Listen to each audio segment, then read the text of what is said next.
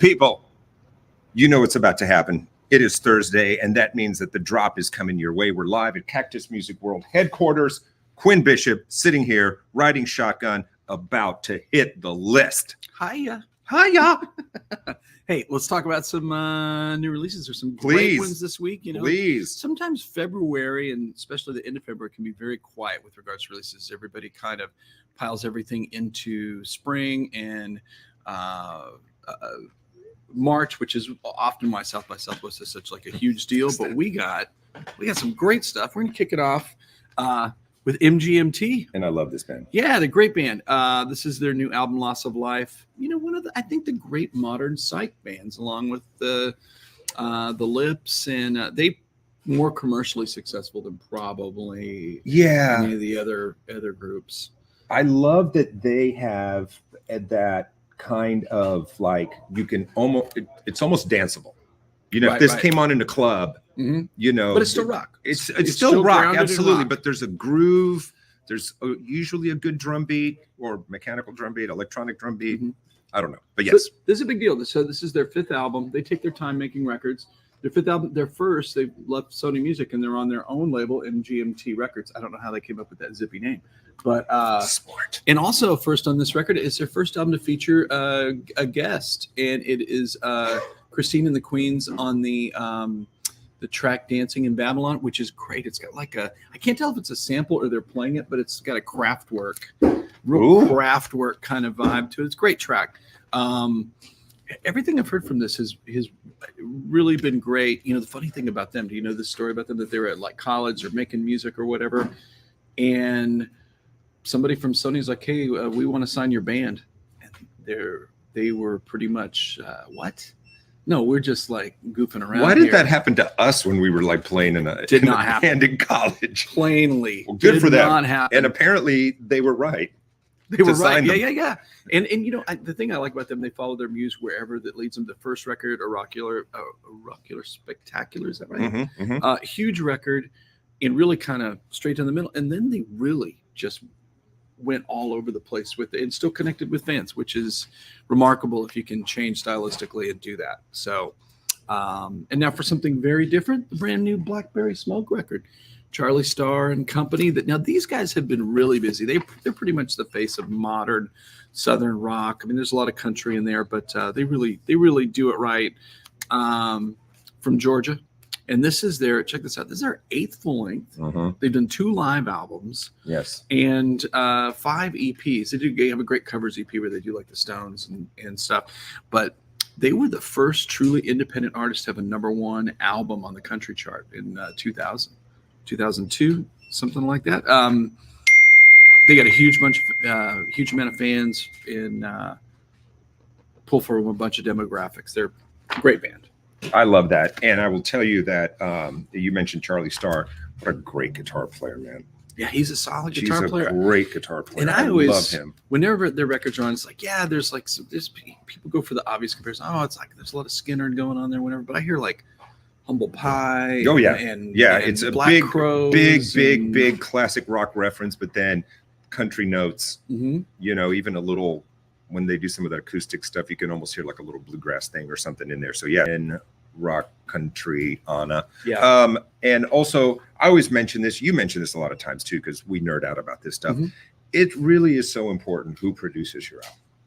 Absolutely. Mr. Dave Cobb. If you don't know, his name has been on so many, you know, liner notes of so many massive albums. Yeah, he's really the it guy in Nashville. I mean, regardless of what there are a couple of guys, but Dave Cobb, that's the first call if you want somebody to produce. And I think they worked with Glenn Johns before that, so which did the Who and Skinner and Beatles, Zeppelin.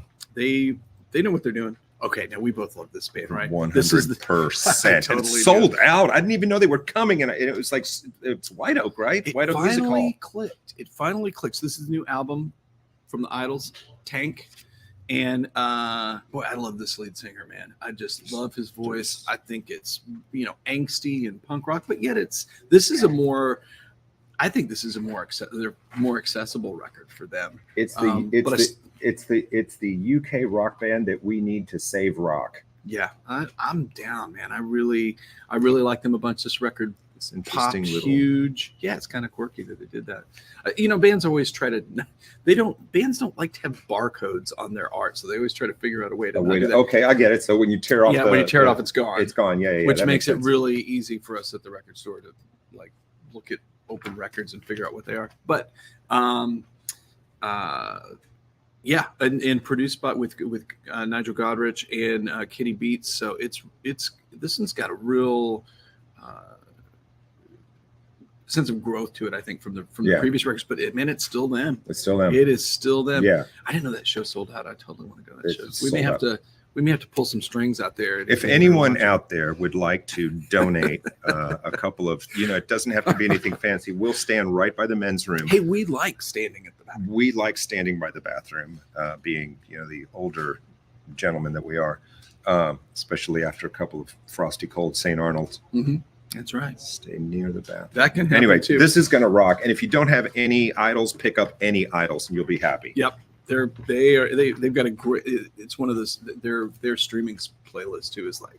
There was a BBC interview, and it was Billy Duffy and Ian Astbury a couple of years ago, and they were like, so you guys have were influenced and have influenced so many bands. You've kind of kept this great tradition of arena rock or big rock or whatever they called it. Who's out there now? Who do you? And it was like Idols. Almost both of them at the same time said idols, without. It was like that. So, yeah, totally great. Ringing endorsement. Here's one of my favorites. Granddaddy returns with their new album Blue Wave, and I love the story of this record. So this band is basically Jason Lytle and a revolving cast of characters, and so he was driving cross country, and the song Tennessee Waltz by Patti Page. It's like one of the great songs of the 20th century. Yep. And it's a waltz, and he was like, I haven't really done any music in a waltz before. It's really affecting. So there's like 7 waltzes on this record. It's very slow. Yeah. It's very slow. A lot no of one likes steel. a fast waltz. Right. But it's totally his thing. And I really think it's a very different record from him. The title comes from blue is in bluegrass and way is new wave. Love it. Never got into the Granddaddy stuff. I listened a couple of times, had a brief encounter, but it's never. There's a couple of records. I guess I didn't spend enough time with them. Yeah, well, this record's terrific if you're a fan or you're just looking to discover something. It's a different record for them, but there's something there for you to check out. If you speed up a waltz, does it kind of becomes a norteña, doesn't it? Or it might. One of our more musicologist viewers might inform us about some sort. Okay, this is not working. Keep going. Don't mind me. Next up, a very anticipated comeback from the band, Real Estate. Their new album, Daniel. There they are on the back, smiling. When you take a long time between records, you tend to look a lot older than you looked before. This is their 6th album, and guess what? They worked with Daniel. You're gonna love this story. Martin Courtney, the leader dude. His daughter is obsessed with Casey Musgraves, in particular that album Golden Hour, which is a phenomenal record. Please bitch about it there. And so he was just really dug the sound of that record and reached out to that Daniel Toshian guy, he made records from Elektra back in the day, but he's really kind of a producer, song fixer. Right. And he done Golden Hour for Casey Musgraves, and most recently did the new Sarah Jarrah's record. Okay. And they locked it in. And they locked it in, and it really sounds. Excellent. It's got this band is really kind of 80s inspired, smooth. Yeah. Chill guitar thing, and it works perfect with the production. I think it's going to be a big record. I know he's known for his producing, but he does some singing himself, right? Yeah, Daniel? for sure. Yeah, he's got some very versatile. Yeah. He's turned up on a couple of things because I've seen his name on a few things. And next, this is more on the Americana tip. This is Hooray for the Riff Raff on Translucent Orange Crush vinyl. I would just like to say that. Sold. The past is still alive. Americana folkier artist. Her record from 2022 was the best. Was on the None Such debut. Was on. Yeah, wow. It was on every. End of the year, it was on every best of list. If you're still making music 22 years later, something to be said. Good on you. So, and we've got, of course, it's Alinda Segarra is the artist, but records under the moniker Hooray for the Riff Raff. and great singer. Check it out. And if you're a fan, we have autographed posters to give away for those that buy the record beginning tomorrow until they run out. That is the magic of Cactus music, people. If you we don't try to know, have some get lanyap, down here. Some lanyap, yeah, absolutely. Some extra for you. All right, there's a brand new Laura Jane Grace record. If you don't know her, current, still against me, break up. I think they're still going. Yeah, I think they're still going. But they you definitely get to see that fractured. band live. Do it. They are a phenomenal band. Very, very super punk, always engaging. And maybe you met Laura at Cactus a few times. We've done several events. You told me. Super cool artist. And Laura's book is regarded as one of the, I think Billboard magazine call it one of the most important 100 most important rock music books ever written. Wow. I did not know that. Cool artist. This record sounds great. I think she's got a terrific voice, and there's always like a real urgency. Even though the records are kind of, as punk rockers tend to age, do, the acoustic guitars kind of creep more into the sound, but the sense of urgency and drive is still there, and very cool. Hopefully we get a tour date, and we can host her at the record store again. I love it. That would be great. Right? I love it. Cool artwork too. She probably did the artwork. Probably. Probably. I love that. Okay, now this is a really odd band. I've listened to their records, and I've always struggled to kind of like get my head around their records. This is the new Mother record. This is a Grief Chapter. Their songwriting style is, a lot of tempo shifts, it sounds like 5 different songs in the same song, which the first time I heard that, I always thought that of the early indie rock stuff, like of Montreal, was that way. There's a lot of that going on here. Sonically, it doesn't really sound like that, but as far as the songwriting style, they're hard to get a feel for, but I will tell you, very cool band, very cool record. Check it out if you want to hear something really different. They're doing their own thing. Cover's great too, right? It's very and they have a crazy loyal fan base, and I think it's because they do have a very unusual song construction that appeals to people. Okay, man, we're overdue for some Latin music, so let's do that. We Latin are music all the rage. Yeah, we got the brand new Prince Royce record, La Mata Perdida. I thought you were going to whip out some Peso Pluma. Prince Royce, huge multi-platinum artist, brand new record from him. LP coming later, CD out now. And again, maybe you met him at Cactus. That was I'm going to call the time that Prince Royce was here Ladies' Night, because it was pandemonium. Oh, sure. Man. That's we did a grip and turn on the stage where we are now. People were. What is a grip and turn? That's where you shake their hand and then you turn to your picture taking, you're off. Got it. Okay. Yeah. Let's see. I bet you didn't know that was that. And you know what? That was like a week before the pandemic. That was like a week before, I think it was March. So that could have been a super spreader Could incident. have been a super spreader. So if you were at the Prince Royce thing and you're not feeling so good, that's right. Sorry, but you ended up in the hospital. Fun to work with. Hopefully we get to do another personal appearance, but obviously one of the giants of Latin for sure. Hey man, let's talk legendary rock and roll guitar players. This is the guy right Can here. we do that? Yeah.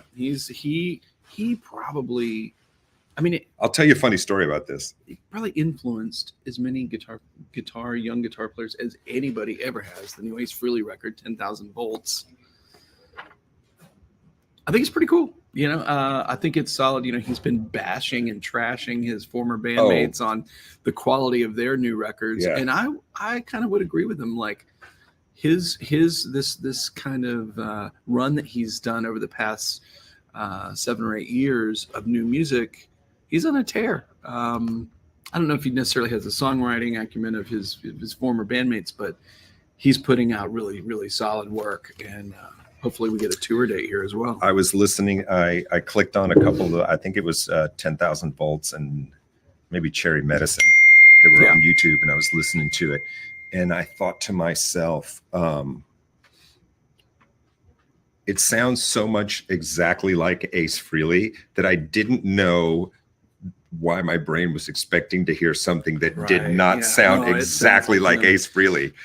The thing I like about his really good solo work is that you get this, like, sure, it's hard rock, you know, but there's this 70s almost kind of bubblegummy element to it in the melodies, and it's like really catchy. Yeah. And he doesn't, you know, he's not one of these guys that's like virtuoso guitarist. He's so meat and potatoes, but it's just so Ace Frehley.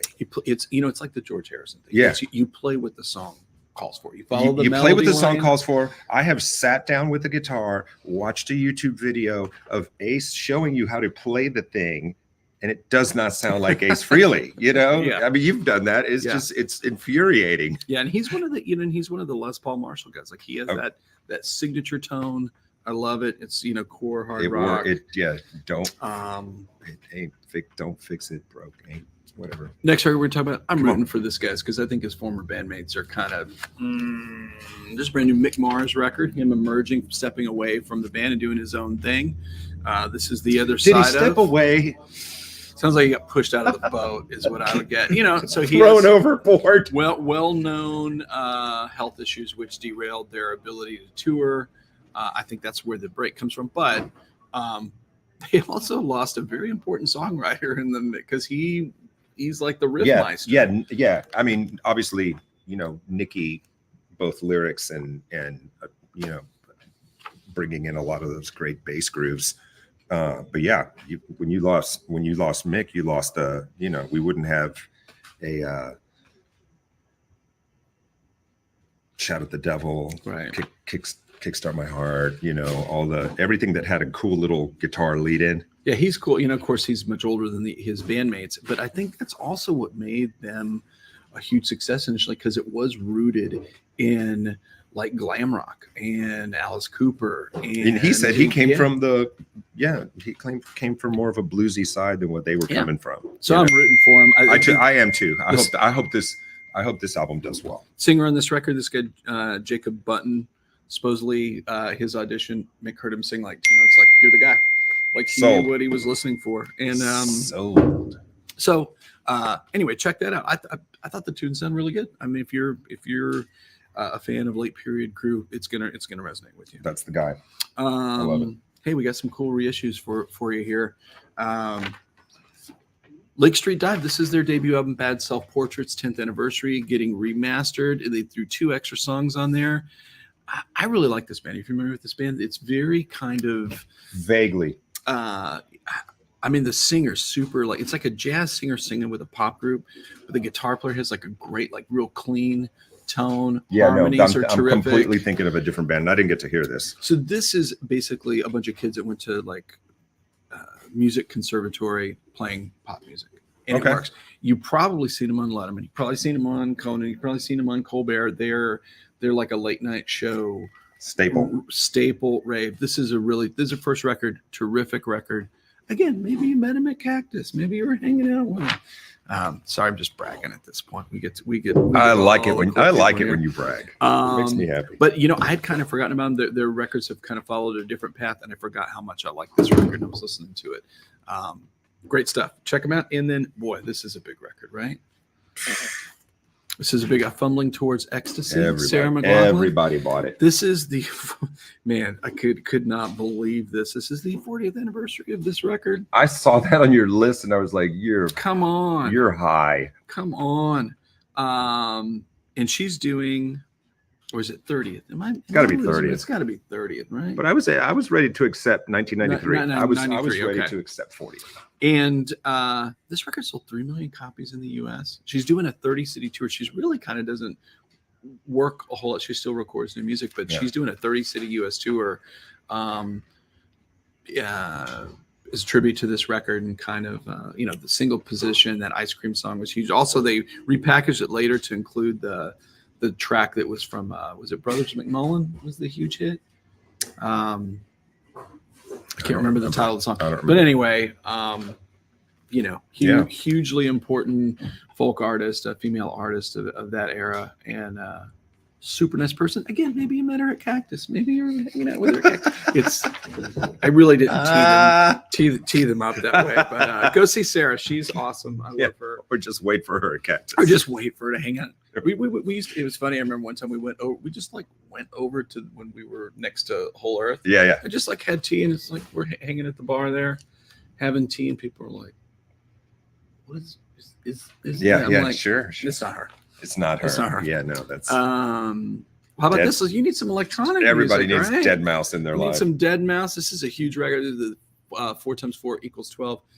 So we have sold original pressings of this record for upwards of $400. Really? It's not been available. Electronic music is, you would think it would be really served well by vinyl, but it's just not. But when Dead Mouse was out, I mean, everything was still CD, right? CD right. And starting. Yeah. In 12 inches, they would do 12 inches. Yeah. So this is the fifth album, 2010. I mean, huge record, influential record, and obviously right as became it was already electronic music pioneer, but became a superstar with that record. I saw him once. What'd you think? It's all right. Cool. I was not in the same headspace that 90% of the crowd was. Oh, and they were really enjoying it. He was connecting. They were into it. Yeah. All right, a couple more big reissues for you. This is a Little Peep Crybaby. This is one of the 2016 mixtapes that launched his career. And it's funny because stylistically, I don't know if you've listened to a lot of his music. It's really kind of all over the place. It's like alternative rock. There's like trap music in there. Obviously, some hip hop, but it's all over the place. Cool artist, sadly, lost him at age 21 to fentanyl overdose. Crazy. Yeah, it's crazy. And many people think that had he lived, he would be one of the biggest recording artists of our time. I saved this one for you. Thank you. Last to talk about because we've got so much to talk about. Yeah. You're a fan? I am. Have you heard these guys? I am. And they're newsworthy because I just announced that they're going back on tour. They reformed. This is Show No Mercy. Slayer on Metal Blade. In this deluxe. What is that? It's embossed. And it's gold leaf embossed. Yeah. On gold black dust vinyl, mastered from vinyl from the original master tapes, 28-page booklet, slip mat, poster, flyers, signing card. So if you're not keeping score, when Slayer broke up and did the farewell tour and did that whole thing, 6 years ago. Yeah, it was a while. Yeah, and it didn't seem very friendly in game. Well, when there was kind of quiet afterwards, and there was speculation of like, what are the band members going to do, and whatever. So it took a while for the dust to settle, and the most vocal person that was out there was guitarist Kerry King, and he was talking about he's working on a new project and he's got something in the works. Then over the past 3 years, especially like TMZ picking it up, that Kerry and Tom Araya, there's this feud, and Kerry being very vocal that he screwed me. I didn't see the end of Slayer coming. He is dead to me was one of the last quotes like a month ago. Apparently not. 2 days ago. Back on tour. Announced reunion tour. I'll tell you what, when you put all that money on the table, that idealism. Well, I think a reunion for the summer festival run in Europe, which of course will turn into big money. I'm glad. I mean, there's still nothing like those guys live, and for obviously being up there in age and being the grandfathers, obviously part of the Big Four, they can still get it. Yeah, and they changed the sound of metal. They absolutely changed. They were one of the ultimate kind of thrash pioneers. They were punkier than Metallica. They absolutely were. They leaned more that way than Metallica. Hey, you want to talk some jazz records? Please. Hey, we need a palate cleanser. Two awesome. I mean, no better way to follow up Slayer than with a couple of Blue Note classics. Yeah. So this is the classic vinyl series, and these are records that have generally. It's not the Tone Poet series that are more deep down in it, right. Rarer, more obscure, esoteric records. These are records that are generally like they've never gone out of print. These are updated remasters. These are since 1939 Blue Note, bringing you records. This is Joe Henderson, Made for Joe.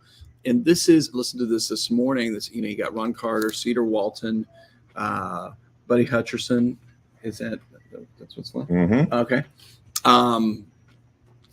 Joe Chambers, Curtis Fuller. So great personnel. This is like a big band record. Like it was like I was like swinging it. Right? Yeah. I love that. I love that. Generally regarded as one of his classics, "Mood for Joe," from Joe Henderson, and it's amazing. It's amazing. And I listened to these back to back, and it was kind of perfect. So the Great Lee Morgan, "Search for the New Land." This is another Blue Note classic. And I just like, how about that for a close up for you? Hey, how's it going? This record is more somber. It does swing in some places, but it's more somber. Personnel's great. You got the great Wayne Shorter and Herbie Hancock and Greg Green. Oh, by the way, I mean, these sessions is just like, what? By the way, and guess what? The record is awesome. The sessions are awesome. If we ever needed YouTube in an era, it was back then, so we could see all those performance videos and just behind the scenes stuff. Yeah, and of course, we talked about this on the drop before. That's when you get the, they're all doing. They might do 4 albums in one day. Same guys, and they record a record for each member. Nothing. Yeah, because they weren't tracking a bunch of stuff. It was like get all these great players in a room, and everybody was there, and they're playing every single night, multiple shows a night. So it was nothing to get everything in one track, in one take. And so jazz musicians, you get them all in the room and see what happens. They all just like, all right, let's go. Yeah, what's the key? You get rock guys in the room, and they just like stare at each other, like, what are we doing? Yeah. What are we doing? Yeah. You brought the song. Hey, and guess what? What do you got? Cactus is a Blue Note authorized deal. They sent us a brand new sign. Congratulations! Yeah. They re-upped this. They decided they were gonna renew our contract. Well, and you guys do a lot for keeping jazz out there for the people, man. It's good to be. Hell yeah! Hey, you want to do the Vinyl Vault? Yeah. So we're short on time, guys. So I'm going to try to get this as soon as I can. So Elton John. I was listening to this earlier this week, and it has songs, your song, Border Song, Take Me to the Pilot. There's just something just beautiful about those early Elton John albums, and he was cranking one out once a year, at least twice a year. Twice a year, going, yeah. And just the amount of classic material, that beautiful sound of his voice, that of course with Bernie's incredible lyrics and his that crazy sense of melody that Elton had on the piano that nobody else had. Mm-hmm. And there was this great kind of like haunting, almost like loneliness in his voice when it was, especially those really quiet parts that it's just him and the piano. I don't know, that just resonates with me all the time. And if you've never heard it, get this album and just put it on, play it. And so many people think it's his first record, but really this is like the reset moment because it started with Empty Sky, which really misfired. And, management's like, let's get a real producer. Let's get Gus Dudgeon in there. Yeah. Actually, little known fact, they contacted George Martin to do it. Wow. And he couldn't do it. But, Paul Buckmaster did the string arrangements. He's the guy that did the string arrangements on the early Bowie record. There you go. So, this is magic. Get it. Go get it. Your song. We're out of here. We're getting the wrap. Those are the texts that are saying, stop talking. The show's over. Guys, we'll see you next week on the wrap. Peace. We're out of here. See you through the telescope.